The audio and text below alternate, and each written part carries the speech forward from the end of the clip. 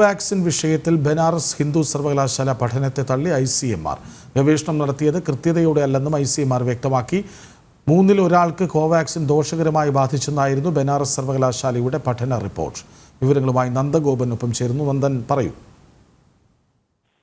കൃഷ്ണ, ഭാരത് ബയോടെക്കിന്റെ കോവാക്സിൻ സ്വീകരിച്ച വ്യക്തികളെ 1 വർഷത്തെ പഠനത്തിന് വിധേയമാക്കിയിരുന്നു. വാക്സിൻ സ്വീകരിച്ച വ്യക്തികളിൽ 3-ൽ ഒരാൾക്ക് ഈ കോവാക്സിൻ ദോഷകരമായി ബാധിച്ചെന്നും അത് പക്ഷാഘാതം, അതേപോലെ തന്നെ തലച്ചോറിലുണ്ടാകുന്ന ഗില്ലിൻ ബാരെ തുടങ്ങിയ രോഗങ്ങൾ പിടിപെടാൻ സാധ്യതകൾ ഏറെയാണെന്നുമായിരുന്നു ഈ ബനാറസ് ഹിന്ദു സർവകലാശാല കണ്ടെത്തിയത്. എന്നാൽ ഈ പഠന റിപ്പോർട്ട് തെറ്റാണെന്നാണ് ഇപ്പോൾ ICMR വ്യക്തമാക്കുന്നത്. മാത്രമല്ല, ഈ പഠന റിപ്പോർട്ട് ന്യൂസിലൻഡിലെ ഒരു സർവകലാശാലയിലെ ജേണലിലും പ്രസിദ്ധീകരിച്ചിരുന്നു. ഇത് തെറ്റാണ് ഈ പഠന റിപ്പോർട്ട് എന്നുള്ളതാണ് ICMR ചൂണ്ടിക്കാണിക്കുന്നത്. ഇതിൽ പ്രതിപാദിക്കുന്ന രോഗങ്ങൾ ഉണ്ടാകാനുള്ള സാധ്യതകൾ വളരെ കുറവാണ്. മാത്രമല്ല, ഈ ഗവേഷണത്തിന് സാമ്പത്തികമായോ അല്ലെങ്കിൽ സാങ്കേതികമായോ ICMR ഒരു തരത്തിലുള്ള പിന്തുണയും നൽകിയിട്ടില്ല.